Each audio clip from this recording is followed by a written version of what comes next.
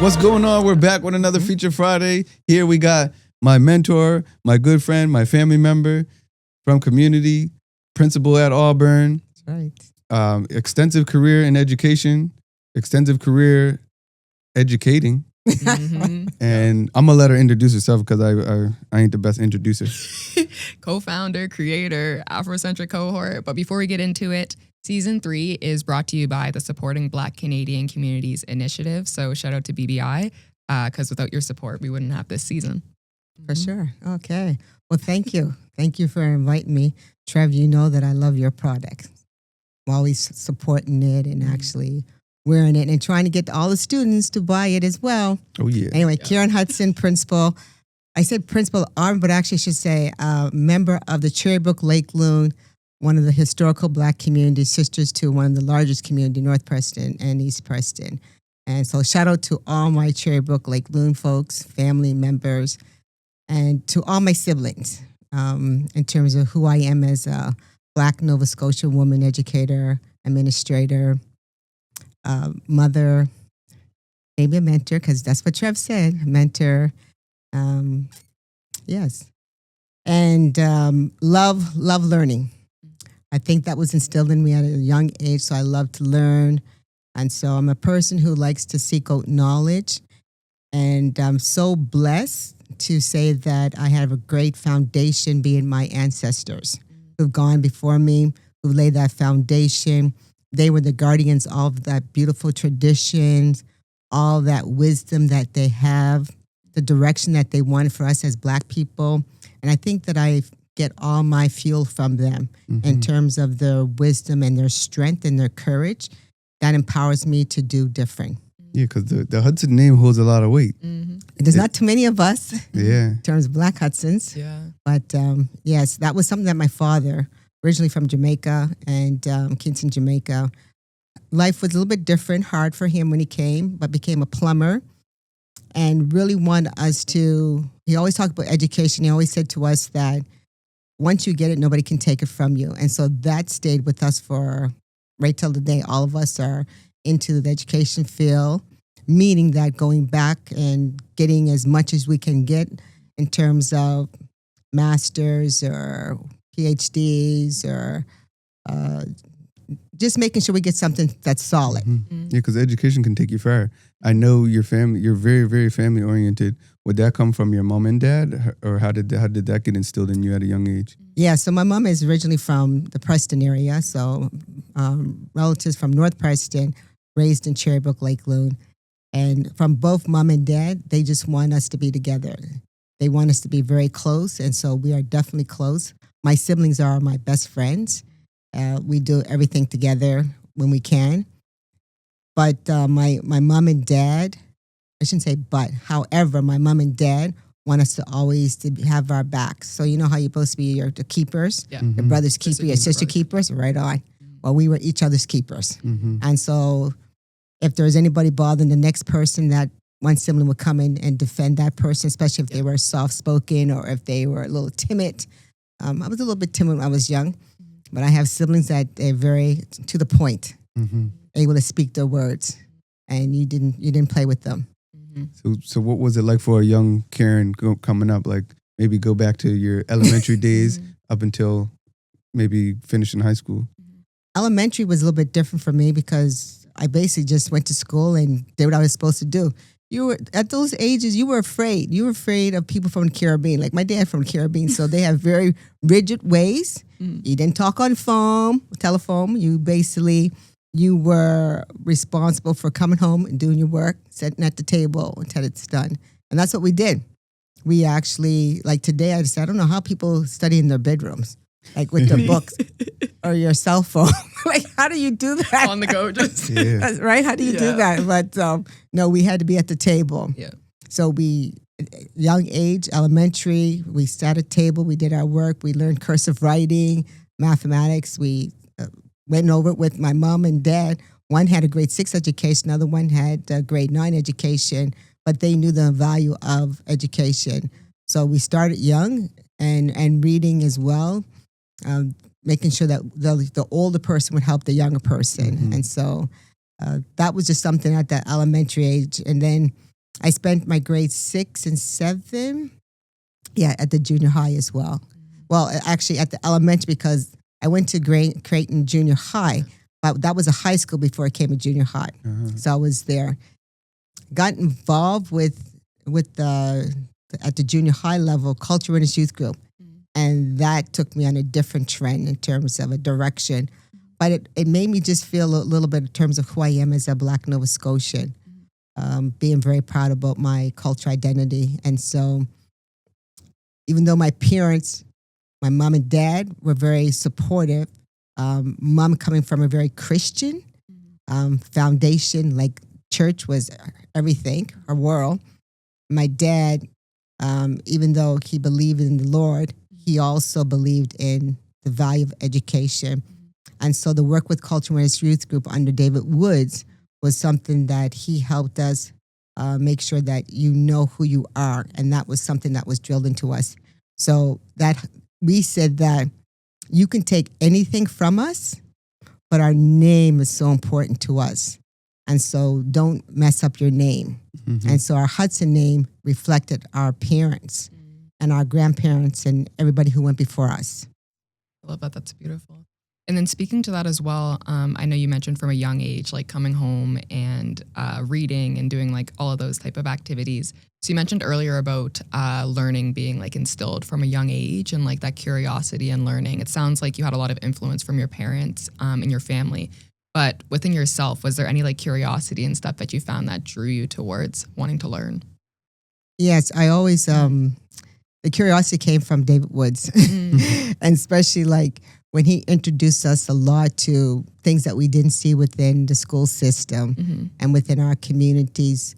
We would be in our communities, but when we went to school, it looked different. Yeah. And so we always seemed like we're always code switching. Like, okay, this is where you talk when you're home. When you went to school, you talk a little bit different. And just trying to understand that in terms of making a balance of that. And that came in terms of being self, like knowing who you are.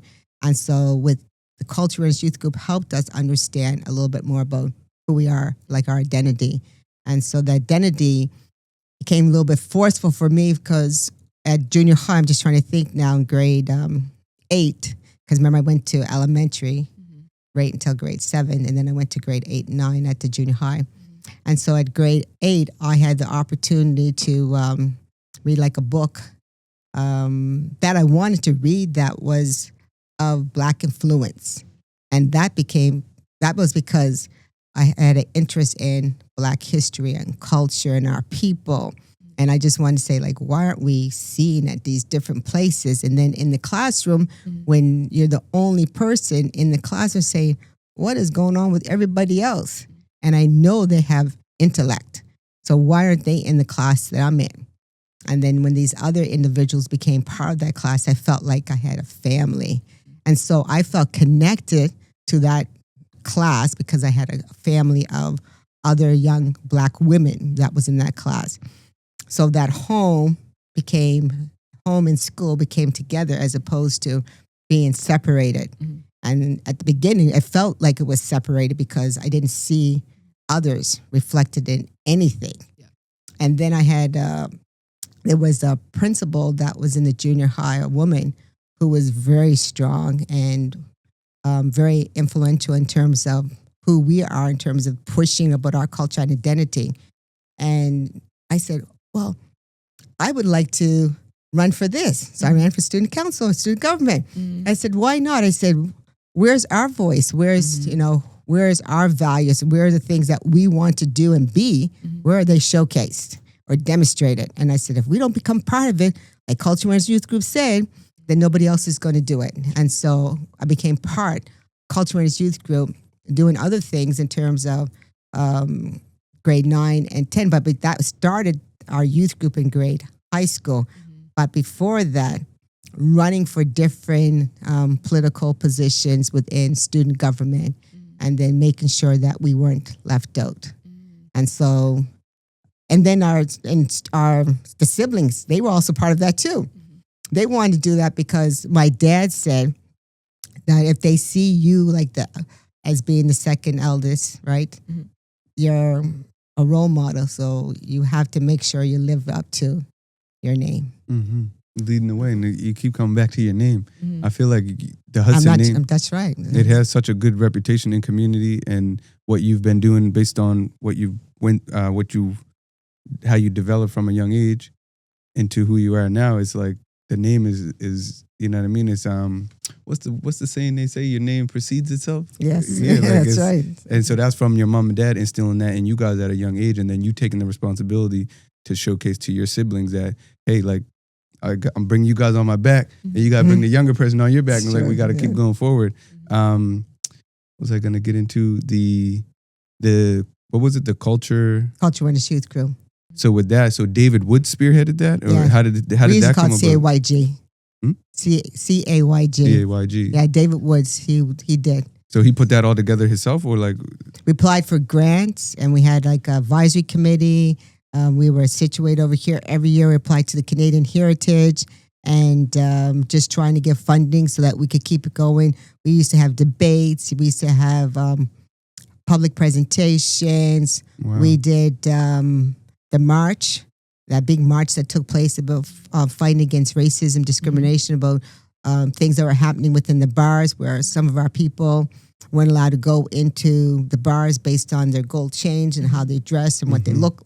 It was a lot, but David was the one. We could produce magazines about who we are because we want people to be able to read about ourselves. Because you're talking about reading earlier. Yeah. We wanted to read about us, so we produced our own magazine as a youth group. That's nice. And sometimes, administrators would think that, oh, this is a rebellious group. And I said, no, we're just coming together. Other groups come together. So why we were a rebellious group? Because we're talking about who we are. Because we're black. Yeah. We're Yeah. rebellious. Yeah. But every other group got group. Yeah. They got Like, groups. what? They got Like groups. they're organized, but when we get organized, we crime. Right. Yeah, we're not that, but that's right. We just want to make sure that our children have information, that they're informed about what's happening, and that's what CAYG did for us. Yeah, because it sounds like, based on what you're saying, what you learned in this group with David Woods is that influenced your school career. And then It really did. Yeah, so then maybe talk about moving from, because you said you got involved with the school government, then now fast forward to later school years. Yes, true. So we did, I think that some of the individuals that you know of, like within our community, they've been influenced by David Woods and Culture Winners Youth Group. I was at one point. That's right. Leadership. There were people who are ministers, people who have their PhDs, their doctorate, lawyers. They have the influence of David Yeah, Woods. shout out Writers. to David Woods. Yeah. That's one person that we got to get on for this season. You gotta we get gotta David Woods. Yeah. Remember that. Yeah, You well, gotta I'll remember too. yeah. So who were some of the other folks that were in the cohort or in that group with you? Like, shout out some of your homies. Oh, well, in terms of Cole Harbour, I went to Cole Harbour District High School. Mm-hmm. So, people used to talk about that in terms of that snowball fight, right? Oh, That yeah. took place there. Now, I wasn't there at that particular time, but my sister was and my brother, and they were part of student government. But that's when we did the rally. We did a lot of different things at that particular time. But some of these people who have gone on are Augie Jones, and there's Barb Hamilton Hinch, right? Who as part of the Culture Winners Youth Group. There was Dolores Gabriel, who lives away. She was part of CAYG. Let me just think of who else. Oh, Malik, he was part of it as well. Malik from Malik, all our family Okay. was part of it. Wow. Everyone in our family took part of it. Oh, Archie Beals, did I say his name? Okay, No. shout out Yeah, Archie. Archie Wow. Beals, yes. You see them in different roles, right? So this is Yeah, crazy. this So is- like this some of the is names tough. from the Black Report and stuff like that too. It's Most of those folks. Douglas Sparks Okay. was part of the Culture Winners Youth Group of Nova Scotia. When we used to have battles. Like We the used to- debate you were talking about. Debate, yeah, Yeah. we had to battles. Yeah, that's Yeah. right. I mean, we debated about Afroville Yeah. right at the North Branch Library. That was our home. And we also did the quiz tournaments. David did all of that.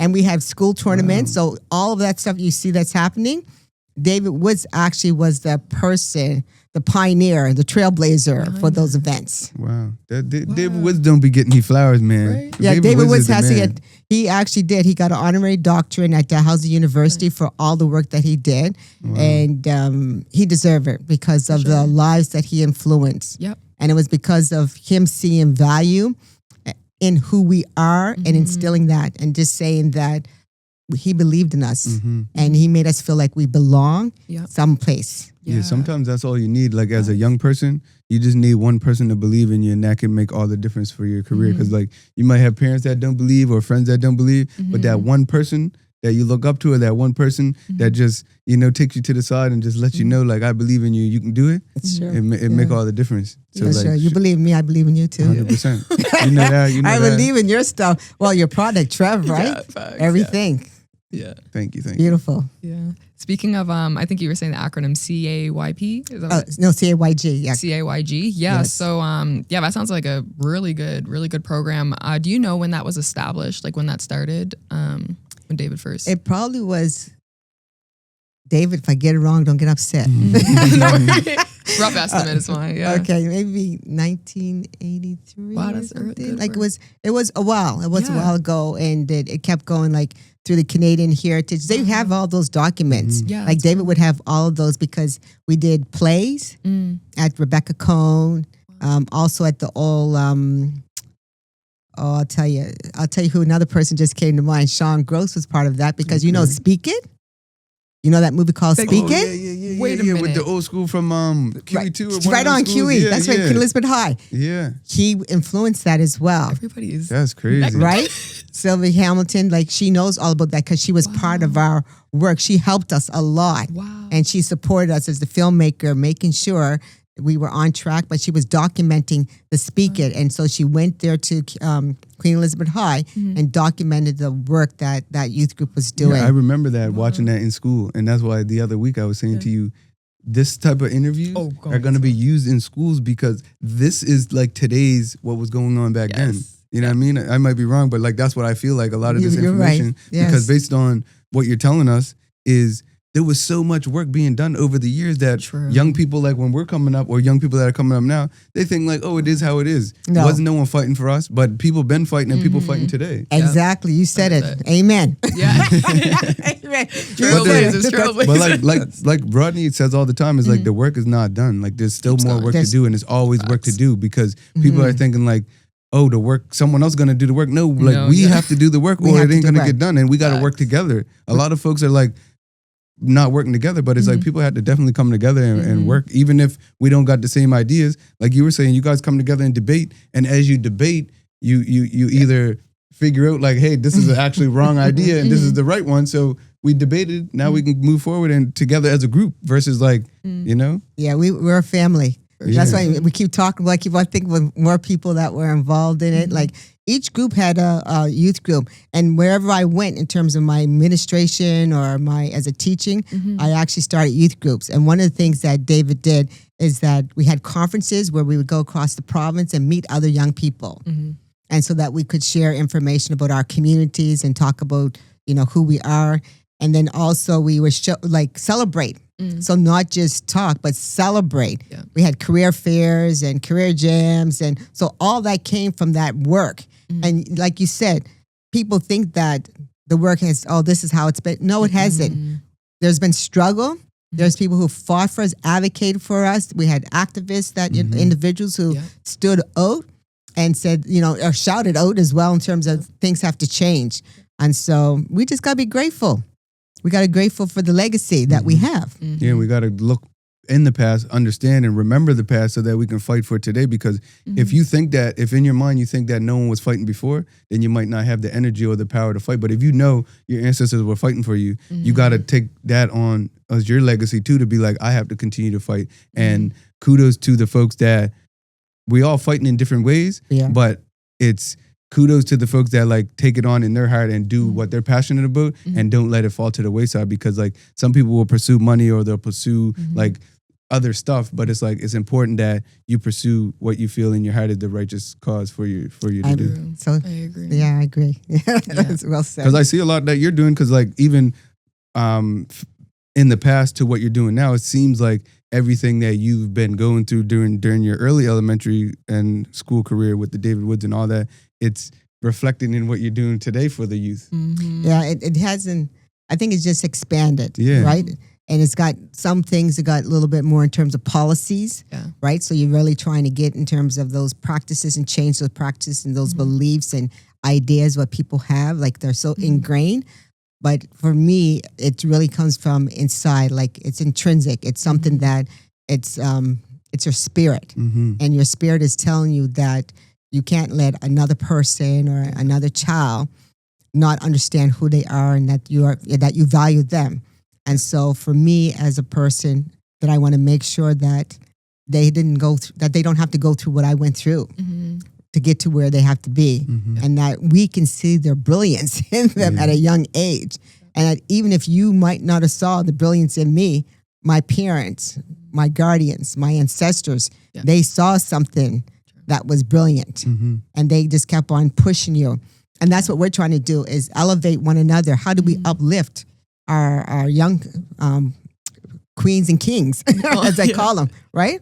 Our young Black boys and the Black girls, kings and queens. How do we uplift them? Because what she's alluding to is her role as creating the Afrocentric Cohort. And yes, for sure. With that, I can see it because I went to Coal Harbor High. I was hanging out in Auburn when I was in high school, and I could see the fundamental impact that you've had on the youth at high school, at the high school level. Because when we were in high school, like, we didn't see ourselves in these roles. No one seen us. We just thought, like, we're going to finish high school and do whatever. But now I notice that a lot of folks at Auburn specifically, when I go there, these kids want to go to university. These people want to educate themselves. These kids are empowered. These kids aren't like when we were in high school, and not to be like down, but like we didn't feel like we were shit. Like we didn't feel like we were nothing. We didn't feel like we were going to be anything. And then it's like, if we think like that, then we end up not being anything. But if you guys instill, like you guys are, instilling it in the youth early, then the statistics of like youth going to university, it's like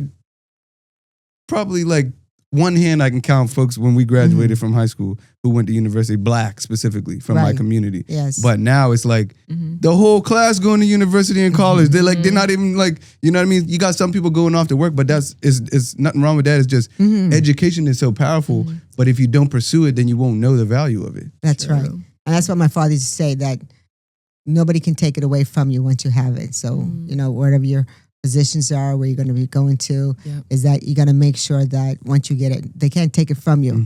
They can do whatever they want. They can, try to belittle you, make you feel smaller than what you think that you are. But, deep down is that when you got it, like, they can't take that from you. So for you, when it comes to maybe talk about high school career before you go to university, because we want to know how you became a principal. Like, how does one become a principal? Oh my gosh. I gotta write down something too. That is a deep question. How does one become principal? Like, take us back to the. It was not easy. It was not easy because you don't always have people in your corner, right? People who see what you know you can be. So it wasn't easy. So there were individuals who, they didn't think I was going to be a principal. And in the beginning, I wasn't even slated for one. But there was a principal from Scotland. He was at one of my high schools, and I was a teacher. And then he tapped me on the shoulder or whatever and saying, there's something in you, some leadership qualities within you.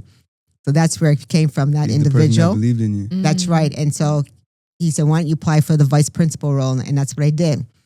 And then I just kept being a vice principal. I didn't mind because you deal with discipline, you talk with attendees, you work with parents. And I like that. I like working with parents and community. So you still keep grounded. As a principal, sometimes you don't have to deal so much with the discipline. But I'm a hands-on kind of principal. I'm going to deal with you. I'm going to put you in check. And I'm going to question you with things that you're not supposed to be doing and making sure that you're accountable for your actions. So very hands-on type of principal. So when you come to Auburn, I'm in the hallways. I'm not going to be just sitting in the office. They'll say, Miss, can you just go back to your office? My office is everywhere. Wherever the school is. This is my office. Oh, in the hallway is my office. You be calling them right up. That's right. Right? At the door. That's my office, right? But when I went after, having experience as a vice principal, then I decided to, somebody else said, have you thought about going further? And I said, okay, maybe. So you got to apply for it and get yourself in the pool. And then you interview. At that time, a lot of things that were happening that weren't always positive, whatever. So the first time I never got in there, and I said, that's all right. I'm cool. I don't need to apply. I say as a vice principal, I don't need to be a principal. Yep. And then the opportunity came up, and someone said, if you don't apply to this, you're never going to get a principal job. And I said, okay, I'll apply. Got to write a letter and then, say why you're qualified. And it was at Grand Creighton. And then I got the chance to be a principal at Grand Creighton. And I loved it there. I didn't think I was going to love it so much. Grand Creighton, but it was our students, mostly from the Preston community. That's right in the middle. Big area. It was really nice in terms of things you could do. So I was new and the vice principal was new and had a lot of good ideas of what we wanted to do. And we worked well together. And the person I worked with as vice principal, he's also a principal as well now. And so from there, Auburn came up. And I said, well, if I don't apply, I never know. So I wrote another letter saying the reason why I should be the person for that. And so after that, I got that principal of that. And that's where I've been. Because for me, it's like the best thing that ever happened to Auburn was you. And then when you keep saying like, oh, you might move on to do different stuff, I'll be saying, them kids is going to be devastated. They don't even know they're going to be devastated because they're not even there yet. So it's like I don't know, you got to have you got to duplicate yourself or something before you go on to somewhere else. Well, I keep talking to them about succession planning, right? So what will that look like? I said, because within the succession planning, it means that, all the ideas that you have of things that you want going on to teachers you're working with and other administrators and the students, you don't want to lose that. So what's the plan, right? So It needs somebody that deeply cares like you care. And I think that's the thing that translates to good work getting done is people have to care about the job. Not saying like other principals don't care, but like you literally need to care in order to take that on your back to do the stuff that needs to get done. It's true. Yeah, you're right. That's the key word. Well, care, when you show students that you care about them, that you support them, that you believe in them, that you see potential in them because they don't even know what they can be, right? At this particular time.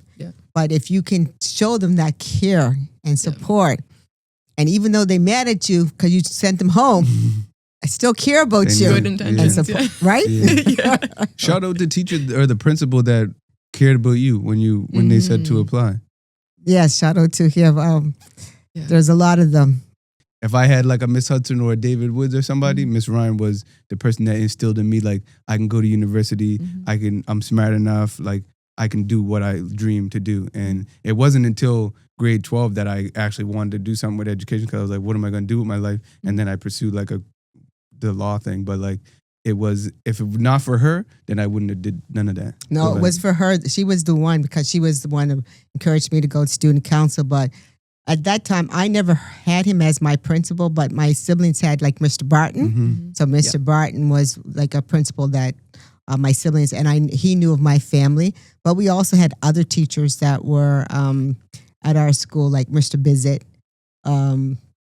He was my teacher, but he actually, I saw the care that he had for the students. Yeah, because you can tell when and a Mr. teacher cares. Upshaw, I could see like the care that he. And Mr. Jackson. Okay, shout out Mr. Jackson. Yeah, like he's passed, but he was a phys ed teacher, but he really cared a lot about us. Yeah, Mr. Upshaw was our vice principal. Oh, was he? And I'm telling you, we put Mr. Upshaw through hell.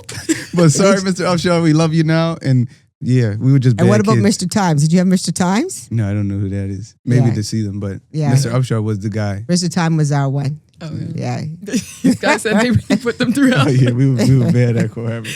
But we good now. Yeah. So maybe talk about like what was your university career like, and where'd you study? What was the process of like you getting accepted, and did you always know you were going to go to university? Yes, because that's what my father said we were going to do. Yeah. And remember I told you the Caribbean, they have a vision of what they want you to do, and they say to you, "This is what, you're going to go do this." So every one of us went to university. Yeah. Who was the first?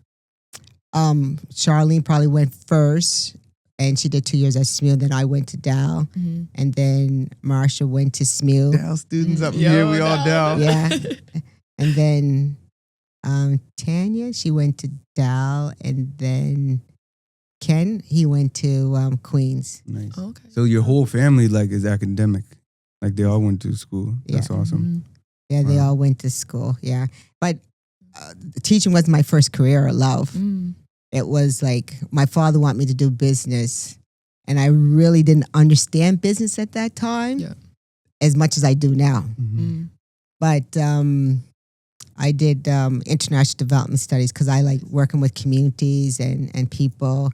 And it was always that perspective. I wanted to have perspective. And so all my classes that I did was dealing with international development. So that was my first degrees in that. And then from there, I said, I didn't want to leave because with international development, it was about like working overseas or working somewhere far. And I said, I want to stay close to home. And so I went and switched, and they had a 1-year program at Dalhousie for education. I said, I'm taking that. Yeah. And that's how I got my education degree. Wow. That 1 year, I said, I'm going to get it done. That's I'm going to do this, focus, and that's it. It's crazy because like all the folks that I know that study IDS, when I was in school, I was thinking in my head, like, what are you guys going to do when you finish school? Right. Unless you go away. But this is a prime example of like, you go to university, you don't necessarily have to pursue what you studied, but that knowledge is going to be carried with you, and you're going to be able to use all that knowledge in terms of going to get your education degree and now teaching. And like, look, today it's like ultimate success. Thank you. But it's like an ultimately successful career in like you study something and then you're like, actually, no, I want to stay close to home. And then you pursue the education career and then look at all you've done, you know? Yeah. So, well, from that, when I did that education, I couldn't get right into like a position because it was hard to get into like a position within the schools. And so I became a regional educator for a year. And I love that. I mean, because it was working with communities. And that's when we did the Black Report. We were the researchers going out, gathering the information. What's regional? Oh, the regional educators. So what we did is that through the Black Learners Advisory Committee, they felt that Blacks were not being fairly represented within the curriculum. And then so we talked to parents, we talked to communities, we talked to students, we talked to anyone that we could speak to give us information. So we did a documentation called the Black Learners Advisory Committee. That's a blueprint for education for Black learners. And it was put together by, there was a advisory council through the African-Canadian, the Nova Scotia Department, but they are known as the African-Canadian Service Branch now, but they were the ones who started it, the Black Learners Advisory Committee. It was a group of them. So it was Diga Odesanya, Mr. Barton, the late Delma Buddy Day. There was the late Reverend Clayton, Carol Ann Thomas, Sheila Lucas Cole. Just trying to remember all the people that were on there at that time. Remember, and Mr. Upshaw. I was sending you pictures from the archives. Yeah, that was so cool to see. I was like, man, like it was cool to see because I'm like, Miss Hudson, she always in community. I see her, and then all the other people that I was seeing in the archive is like, these are people you see on a time to time. It's like they were doing this work back then and they're doing it today. True. And That's like, true. so that to me, like they're the real ones. Like, you know, like they weren't just doing it for a check or a job. They were doing it for real. And that's what shows. Yes, that's right. And so from that work there, working in community and working through the regional educators, that's when Mr. Upshaw at that particular time, he said, if a chance comes up, if an opening comes up, you should apply. Yeah. And so I did apply, and I started substituting at Cole Harbor, my old school. And then a position came up, and I went to Tantallon Junior High School.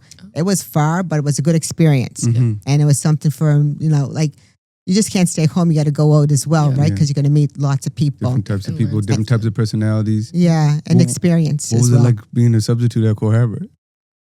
Oh, I loved it because I had Miss Colgan and she was law. I did law with her, and it was I loved it. I loved it. Nice. The kids wasn't bad? No, they wasn't acting up with you because you probably just straight on them. No, we just like, nope, they didn't act up. They did not act up. Better than you. I remember back in them days, like we were making substitutes cry and everything.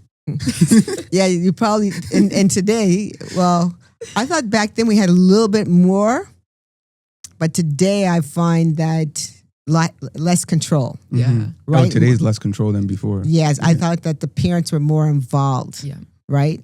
And hopefully parents are becoming more involved, but we need parents. Yeah, I think it's important, like, because this here camera is your camera. And if you ever want to like directly talk to the audience, like you can that way. Oh, but okay. I didn't know. No, we talk to us, but I mean, if there's something that you want to say, like a call to action to be like, we need more parents involved with the students' lives, because that's where they're slacking off. If the parents are uninterested in what the kids are doing in school, then the kids are going to be uninterested in what they're doing too. I can definitely say that. Yeah. Let them know. Yeah, so parents, we need you. So you put them to school in elementary. Don't just leave them to the teachers. You're the first teachers. You have so much to give to your child. You know their strengths. You know their interests. You know their needs. They need you in elementary. When they go on to junior high, they still need you even more. In high school, you can still hold their hands. Just because they think that they're 16 and going on 18, that they know everything. They do not. They need your guidance and direction. And when they start to take off, they need you again. When they're graduating, going to the big world, we call it, to society, they still need you because you got life experiences. You have real information to give to them that they may not value, but down the road, they will. So parents and guardians and grandparents and aunties and uncles, all the wonderful people that make up our family, our extended family, we need you. I love that. That's a great PSA because folks need to know that they need to be reminded that like that effort that they're putting in, sometimes it goes in one ear and not the other. But like you said, they're going to need it later on in life. They'll look back when they're 40 and 50, when their parents are 60 and 70, or they might not be here, and they'll be like, you know what? You were right. It's true. It's true because the young people feel that when they go to university or they go to NSCC or community college or they go to work that they know everything. They don't know everything. They don't know. They don't know that they don't know. That's right. It's true. They don't know. They don't know. That you've already went through that. Okay. You had a little breakup. That's okay. You're going to get over it. You're going to still live. Right? It's just something small, but there's other things that you need to know. So, you're right. Yeah. And I'm glad you mentioned too, as the parents being like the first teachers, because a lot of the foundational values and stuff that people carry, it starts in the home. And it sounds like even like you're an example of that, a testimony to that. And like you even said, like your parents, what was it? You said grade 6 and grade 9. That's right. It's the lived experience that is the teaching, right? And it's those experiences as well when they went through school as well. But it's like that is where it starts. Your confidence as a Black Nova Scotian woman, like that stuff starts within the household. So I'm glad you kind of put that call to action out. And I hope parents that you also make yourselves present and do that teaching as well outside of them being in the schools. Because it's not just the parents' responsibility, it's all of our responsibility. Yeah, and I feel true. like we have to know that it's our responsibility. Like it takes a village. If we don't know that it's our responsibility or no one puts it on us, then we might think like, oh, we can get away with not having to do it. But it's like every time you get a chance to educate a kid or take a teachable moment, you have to do that. It's because true, if not, then it's not getting done. And then that kid's just willy-nilly. You know what I mean? So that's, just take the opportunity to educate when you can and understand that we're all one as a community, and it's important to take the time to extend the lessons.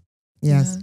So if I can just talk about the cohort for a minute. Yeah, please do. So with the Afrocentric Cohort, just want to shout out to all those students who participate in the Afrocentric Cohort. And we love you. Yeah. We love you. And even if that's not your path, for some of the other students who didn't get in, still continue to focus and put your whole effort into what you can do. And I know that you will find success. So for those who are in the Afrocentric Cohort, I want teachers that are out there to know that it's the same rigor. We're pushing our children to higher levels. But we need you to scaffold information sometimes, chunk it up a little bit. Maybe tell the folks about what is the Afrocentric Cohort, because some folks might not know. Yeah. So the Afrocentric Cohort was started like in 19. The heck? I'm thinking like that. What? 19 what? 2018. Let's go back a little bit. Excuse me, audience. So, because I got so many dates in my head there, it officially started in 2018, 2019. That was the first group. But we unofficially had a group that started beforehand. So that's why I have these numbers, because the cohort was started because we saw most of our students of African ancestry, mostly African Nova Scotian, they weren't taking the high-level courses. Yeah. So high-level math and pre-cal or calculus. And they were going into Math Essential. So that's the lowest within high school now. That's what it's called, Essential. Yeah, I remember. IP, is that like IP? No. No. It's a IPP. different. It's No. similar. Oh, it's but like the not. math. Yeah, the It's just- academic, and then it goes down It's to just we Yeah. want to Lower. finish school and get through. That's We right. just wrote, But and like that's they were right. letting us do it, and then when we got through it, it's like, oh yeah, now It you're in limits your- university. yeah. When you try to go to university, it's like, oh, actually, you need this course. Oh, That's what I actually, mean. you It's need this similar course. to the effect of Yeah. the IPP, where it's like you get through it, but then it limits what you can do Yeah. with your future. And options that Exactly. you can Yes. take, right? Yeah. So we were like today. You can do Math Essentials, and maybe do some other community college or other activities. You can do math at work, and you can go if you're not taking a science degree. But if you're doing academic, it can get you into the science stream of work True. that you want to do, right? Yeah. And so the students that we were seeing, too many of our students of Black ancestry, Yeah. African ancestry, into the lower level classes. Yeah. And so our goal was to push them to take the higher level courses, and then continue to push them once you're there to take pre-cal, and for us advanced placement, which you get a credit as well when you go to university. But the commitment is that once you say you're part of it, you've got to stay with it. But you got to use the resources. Like we're providing you with resources so that you can be successful within there, but you have to want it. So it's a process for getting in there. So they have to do the same provincial exam, math exam. They got to do all your cumulatives in terms of like groups of like a test or assessment based on subjects, right? Yep. So and you have so many throughout so that you know the material. And then you also have to we try to align it with literacy, because math is literacy. Concepts, how do you give estimation, or you predictions, right? Yeah. So all of that is part of mathematics, and you use it almost every day. And so we want the students to align with, so when we cohort them with math, literacy, but also culture. So African Canadian studies, Yeah. Yes. right? And then African heritage literature. We don't want to cohort everything because we want them to have an experience. Yeah. So we cohort the early grade 10 when they come in from grade 9. So it's not offering grade 9. So when you're grade 9, you apply to come in grade 10. So once you get in grade 10, you can do math and English and African Canadian studies. And then we try to follow your pathway for grade 11. And so those are going on to do academic 11th and then pre-cal. They're together. But those are just doing the academic. They're together. And then you do your English together. And then grade 12, again, if you're going to do calculus or AP, you're together. Academic 12, and then African Heritage Literature. Yeah, I And think so that's how we do it. Yeah, that's awesome, because it makes me think about back in school when we were doing like the essentials. It's like, oh, all my friends are doing essentials, so I'm gonna do essentials. Or oh, my best friend's doing essentials, so I'm gonna do it. But if you got a cohort of people that are taking academic, That's then right. they're looking at you like, you man, like you taking essentials, like what are you doing? Come over with us, because it makes them be like, oh, I gotta compete or I gotta work hard like my friends. Because if everybody's working hard, then everybody's working hard. If everybody's slacking off, everybody's slacking off. Yeah, that's So right. It's the Afrocentric cohort. I feel like it allows other folks to work harder, even if it's not crazy much harder than it was for essentials.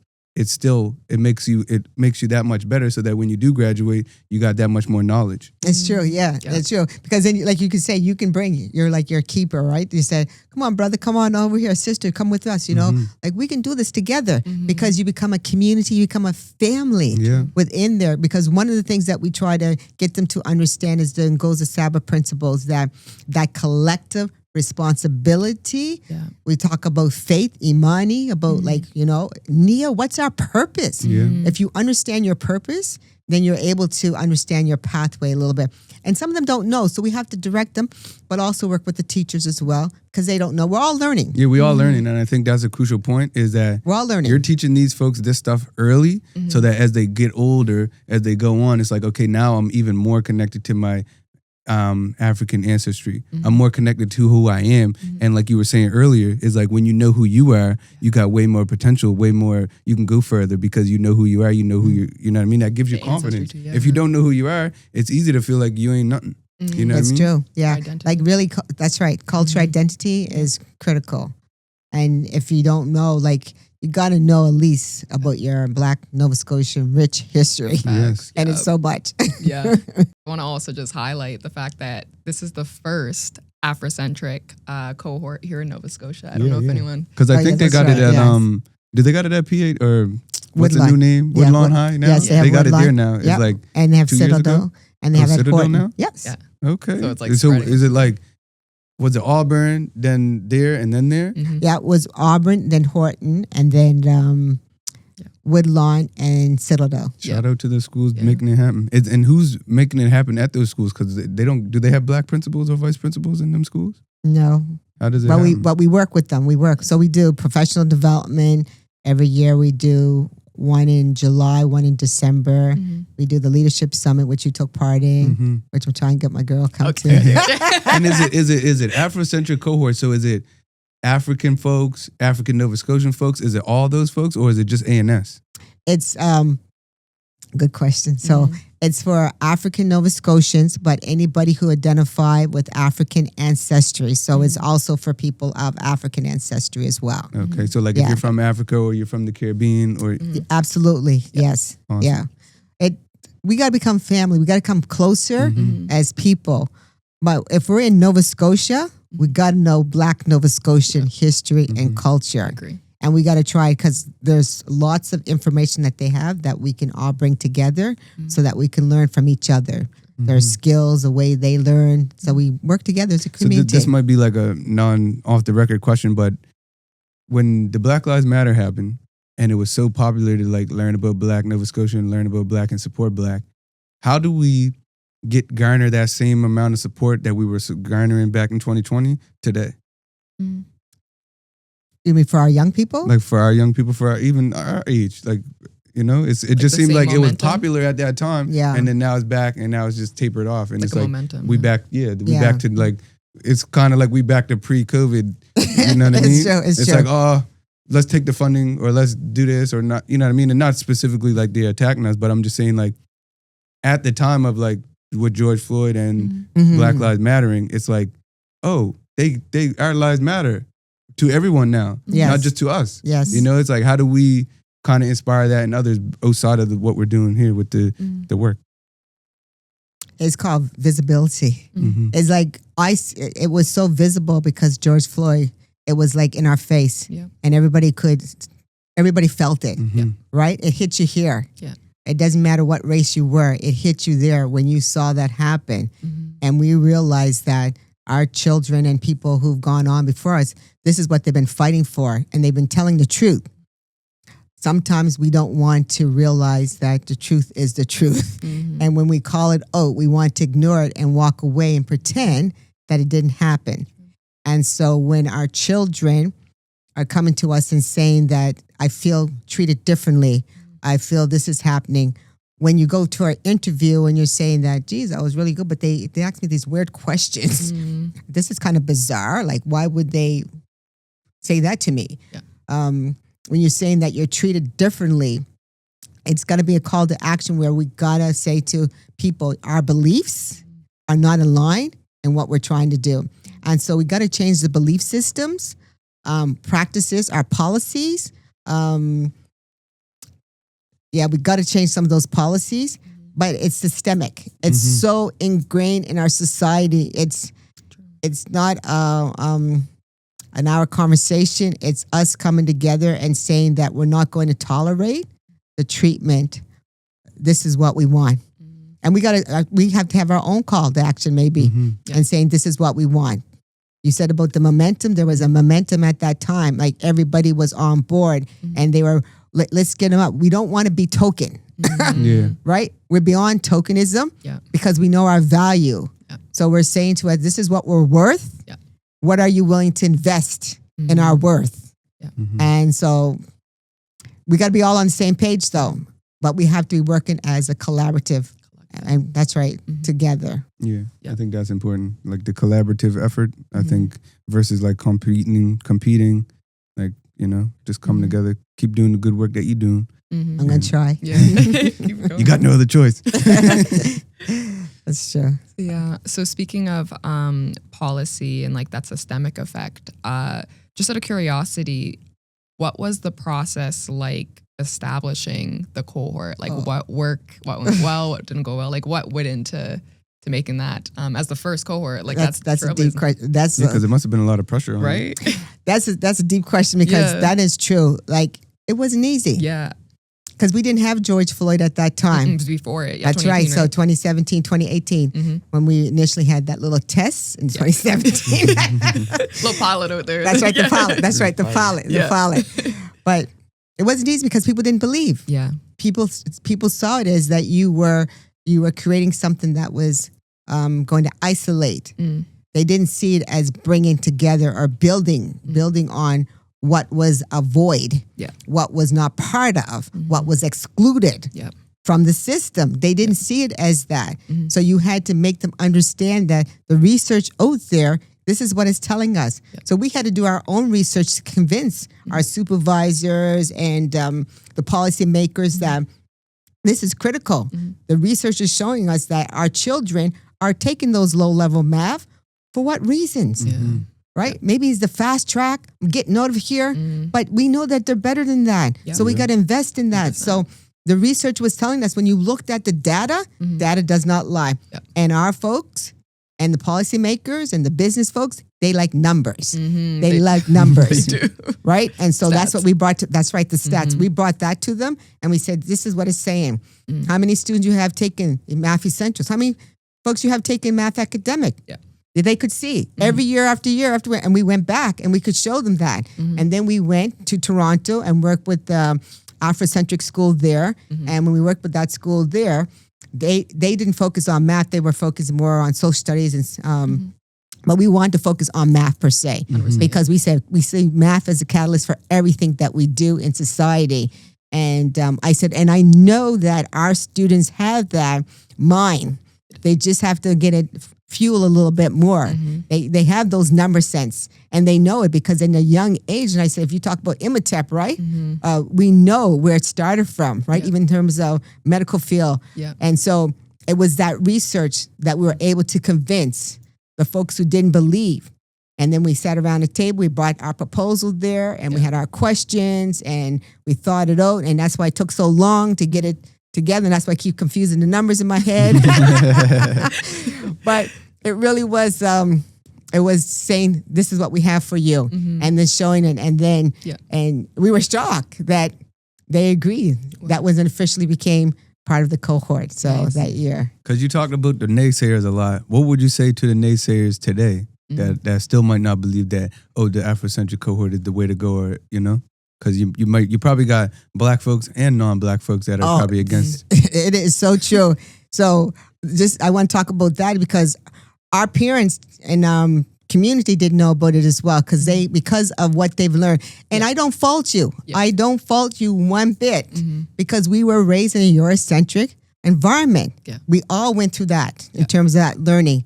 But if you take away some of those value system and put in ours, then you will say that, you know what, this is a way for our children, that our children need to be grounded in who they are. I started off talking about that ancestral tradition, that information, that knowledge that our ancestors have in terms of direction and their belief. We need to go back to their ways a little bit in terms of making sure that our students, our learners, our communities know and value who we are. And the naysayers, you got to start believing. You got to go back. You got to have imani, which means faith. You got to go back to the spirit. You got to go back and read and look at some of those traditions that did work and the struggle that our family were able to survive when they were given land that wasn't great land. It was barren land and still able to survive. They knew how to work and how to build from nothing. Those are naysayers. They have to reverse their thinking a little bit and expand their understanding. Yeah, because you touched on like with some folks might think like, oh, they're taking, what did you say, like isolating? So like folks that might think that you're isolating the youth, what would you say to those folks? Like how would you allow them to understand like they're not getting isolated, they're getting more understanding. Yeah, I'm getting them to understand as much as possible. I know I'm there as a Black woman, but understanding their Blackness and that I want them to feel proud, to be confident in who they are and the skin that they're in, that why wish for something else? That's the skin that you've been in. So how do you value that, and how do you give praise to who you are in a way that brings respect? Because that's what you're looking for. Like, you want to be respected of who you are. So being respectful for who you are is just understanding more about your identity a little bit. Yeah, because then if you respect yourself, other folks are going to be more inclined to respect you. And if you learn and tap into that, that's like, I just keep thinking about all the students that are going all across the world to different universities that are coming from Auburn. And it's like, when I was in school, it's like very, very rare that you go off to university as a Black student. We have more. There's more coming. You know, we got our Rhodes Scholar that came from Sierra Sparks. You know, in terms of Cherry Brook Lake. We have lots of people. We had a guidance counselor. You know, Miss Alma Johnson Times, who passed away. Like, there's so many people who we got to see our worth. We have to see our worth, but you have to understand your identity. And you can't run away from it. And I've been very selective in terms of my word, because I said isolated. I didn't want to use the S word because that's what other folks try to say. Right? I'm trying to say that we are just trying to make sure that our children are put in a place together where they feel like we connect the home and the community, their lived experiences, to what they're going to learn within schools. And it takes a while, but it goes back to what you said, care. Yeah, because I think like what I'm thinking too is like, even when I see the kids in university that come from Auburn and the schools nowadays, it's like they know who they are. So then when they do get in university, they're not like, oh, I don't belong here. Like, for one, they're taking their harder courses. So when they are there, they know what they're doing. They're not feeling like, oh, I can't do this work. So that barrier is gone. Like most people, when we went to university, like they drop out after the first year. It's true, like, oh, I did. can't do this. Never wrote an essay before. Didn't have the support. Okay, I'm out of here. But now it's like, they got the confidence because it's like, me and you in university together. You can do it, I can do it. You know what I'm saying? So it's like we pushing each other. But when you're there by yourself and you're just like, and if you're not connected to your identity, so then you're in class, you got another African person in class, you're not connecting with them. But now you have the ability to bridge the gap of like, oh, I studied Afrocentricity. I know Imani and I know Ubuntu. So like, hey, now I'm connected with these people and I can stay more connected. You got all kinds of, you know what I'm saying? Like African friends and stuff like that. And for me, it was like BSAC that kind of helped me find my like Africanness or my like touch base with myself in terms of getting close to Africa. And it's like, oh, you build that confidence as you go. If you don't have it when you first start, you ain't gonna get through without it. So you're gonna kind of put in that work to learn about it, connect with it. So now for me, it's like, I'm connected to all the people. Like I'm connected to all people in general, but like I'm connected to Black people even more so because like when you look at me, I'm Black. You can't say, even though I'm half Black, half white, you don't look at me and be like, you know, it's just, so it's more so like I connect to all the people, but I feel like it's super important us being Black. When people see you, they see Black. So you got to be able to be confident and know and stay connected to your Blackness. True. Right. And you got to go and you said something else. You said you reached out to resources. Like when you go to various places, we can't be afraid to reach out to those resources. So BSAC, you talked about that, right? Finding those organizations, community groups. And there's culture groups within the universities, but the community college as well. Like connect with them. But also don't forget to go back and talk to your parents and, you know, and maybe some other siblings who've gone on. Find mentors that were in university. Because right. that's what helped me a lot. Finding mentors that were lawyers, finding mentors that went to university. Exactly. Black, white, whoever. As long as they're willing to give you the advice. And BSAC, that's Black Student Advisory Center at Dalhousie. Shout out to BSAC. But if it wasn't for BSAC, I wouldn't have made it as long as I did at university, to be honest. Because like that's where I felt at home. That's where I went when it was like nowhere else to go. It's like your people's there, you're meeting people there, you're learning about them, and you know, that was like home. So when we went to Dalhousie University, we actually advocated for BSAC. There wasn't a BSAC until we came there, and we advocated for a BSAC. And Archie Bills and I and a couple other people, Barb and all, we would be sitting in that little sub area there all the time. That was our little BSAC. Yeah. And I think Dr. Barb was the first one to be part of the BSAC, right? Yeah. At the house It's there. crazy That's because when I was at Dow, when I got connected with BSAC, BSAC was in the sub. So BSAC was, That's were right. you in Dow with No. BSAC? So BSAC was in the sub. Yep. So it made you feel at home because you're in the sub. All the other students are in the sub too. yeah. So you're connected to you're connecting with all kinds of different random people. And I don't know if it's a good or a bad thing, but now it's not. It's kind of on the side of the law school right now. But when it was there, it was just, it was home. Like, I mean, it's home still now to me. Like, I go by Dow and I always stop by BSAC, but it was just more integrated in society. Now, going back to the isolation, but like, not to say it's a good or a bad, because I don't know what it's going through right now, but I just felt at home when it was at the sub because I'm a Dow student. I'm in the sub. Sub is home and BSAC is home, That's true. That's The true. sub is our student union building at Dow Housing. Yeah. We Dow heavy on this podcast. Doesn't mean that we didn't go to other places. Yes, That's yes, right.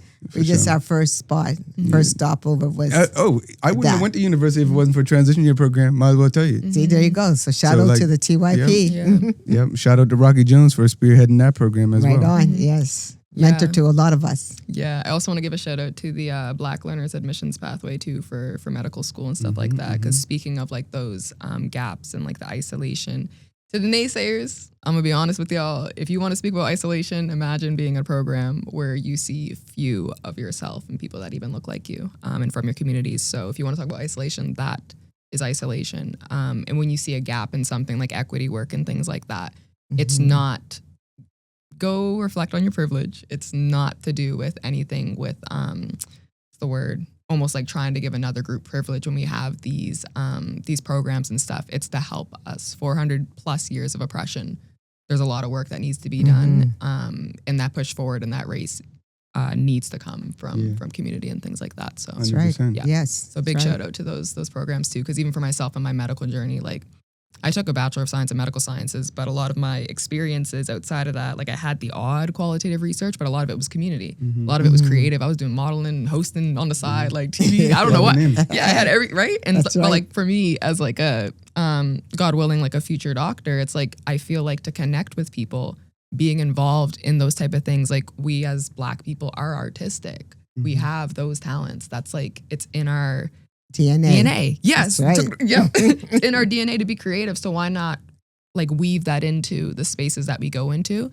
And then I had the B-Lab and it helped give me confidence to apply and stuff. What is it? The B-Lab? B-Lab, yeah, Black Learners Admissions Pathway. Shout out Beautiful. to So in them. 2023, I Fabric think, of our DNA. Yes. yeah. So Yeah. shout out to So, those programs. is there anything that we didn't talk about yet that you might want to talk about? Mhm. I would like to talk about the teachers Yeah. in our system. Because I want to give a shout out to our teachers, for those teachers who are making a difference in our students' lives every day, for those ones who show up and show the care that our children need, because we don't know how they come to school or what's been going on in their life when they walk through those doors. So I know we have our own lives as well. We're individuals, and sometimes the learners, the students may not remember that we have lives as well, and they may put pressure on. But just be patient. Just be patient with all your students, and just take a pause. Just pause if you need a pause. Just reflect on what we say and how we say it, so that we take opportunity to, touch somebody's life that we may not think or know down the line that person could become your future doctor or your future carpenter, your future insurance person. We don't know what that person would be. So teachers, you have a role to play in mentoring and being a role model for our students, however they show up in the morning, in the afternoon. One thing they want you to do, and I want to say this to our parents and guardians as well, that we need structure. Our children need accountability. They want rigor. They want it.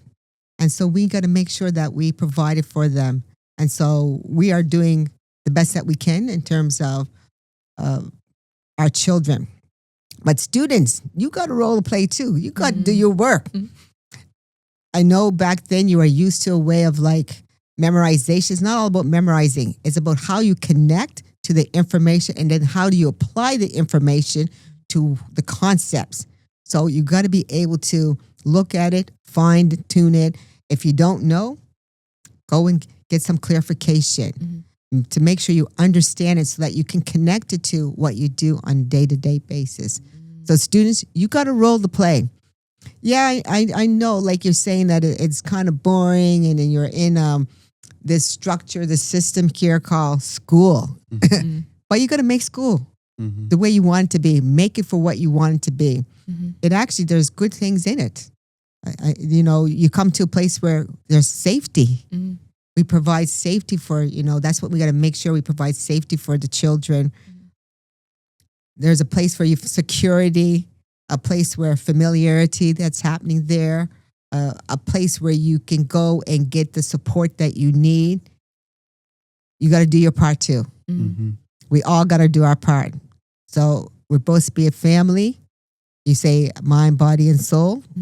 Community, family, students, parents. We're all part of that. 100%. Respect.